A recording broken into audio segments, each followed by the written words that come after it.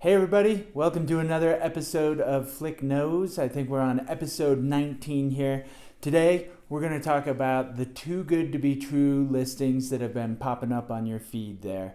We've had a lot of questions recently about some properties that have come up. We're like, man, this price is really good. What's the deal with it? So today we're going to talk a little bit about what the deal is with those properties. So some of the properties that you might have seen recently come across on our news feed are what's called deed restricted properties.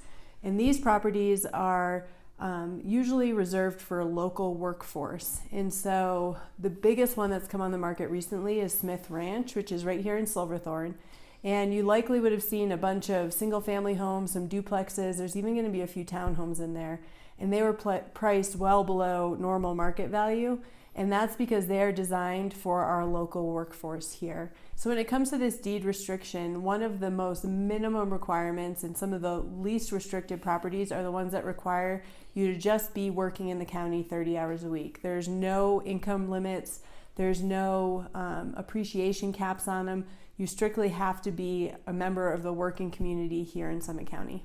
Yeah, and then from there can be other restrictions that they place on these properties depending on what kind of level it is, what kind of development it is, how long ago it was put into place. Some of the other ones that you're going to see are AMI, which is area median income. Now it's interesting being up here in Summit County, area median income, the population up here is too small to draw an area median income. And the folks who live here are oftentimes transient as well. So they're drawing area median income by factoring in some front range locations as well.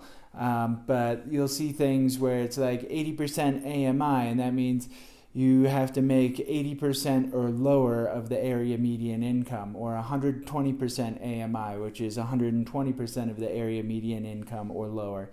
The other restriction you'll see is an appreciation cap. Some of them have it, some of them don't. But obviously, you'll see a cap at like 2% a year. And so as the rest of the housing market is going up like this, you're just moving up 2% there. So, they're great properties. They serve a purpose here in our community, but oftentimes for an investment, that's not really what you're looking for. Some of the other ones that you see that, might not be the best investment, that you're like, oh, too good to be true, that's going to be a partial share. Yeah, and so these partial share properties, a lot of times you'll see them in the ski areas themselves. So Breckenridge, Keystone, Copper, those are kind of the main areas where we see them. And this is where you're going to see like a 2-bedroom ski in, ski out for like $150,000, which we all would love. But unfortunately, it is too good to be true. So with a partial share property, you own a fraction of the condominium or the townhome or whatever it is that you're looking at. So most of the time we see what we call quarter shares, and that's where you own about a week a month is what it averages out to. And each one's a little bit different. We won't get into the details of it here, but if you do have questions, please reach out to us. And so they're good for what they are. The challenges we see with them is that they are difficult to sell. So there's a real limited buying pool who's looking at just owning a certain amount of time up here in the mountains. So that means, when you own a partial share, you are one of 4 owners of a property. So you share it with somebody else. It's not just your property. And not everybody's really into that type of thing. The other difficult part is that they can be hard to finance. So you want to make sure that you're working with a local lender, and you have to talk to them right up front about this, and that you're looking at partial ownership. You'll usually require at least 50% down on the property. And then that can be a challenge for a lot of folks on the resale side of it, because it's harder to find people who can put that kind of money down. Yeah, and I think the average time on market for a partial share right now in Summit County is it's pretty close to a year. Mm-hmm. We're pushing right around 300 days on a partial share there. But so from that perspective, it's personal on what you consider an investment and what you're not. You're owning a piece, it's a deeded piece of the property. So from that perspective, it's great. It's an asset that you have. From an investment perspective, your return is going to be, you're going to be splitting that appreciation amongst 4 people. So your appreciation on your quarter share is going to be a little bit lower.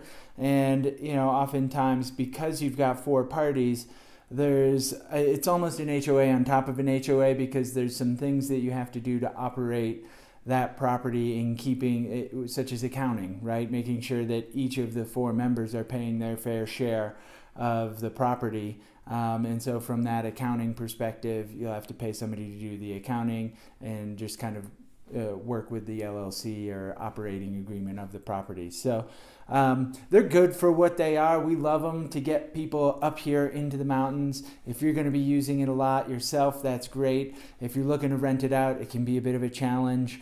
But yeah, those are the too good to be trues. You know, when you see something come up and you're like, why is this way below the typical market value? It's usually one of these two. But if you have questions about them, as always, reach out to us. We can dig into it, let you know what's going on. You can reach out to us, as always, teamflick@summitliving.com. Check out all of the local, most up-to-date, recent listings at our website, flickrealestate.com. And we'll catch you next week for another episode of Flick Knows.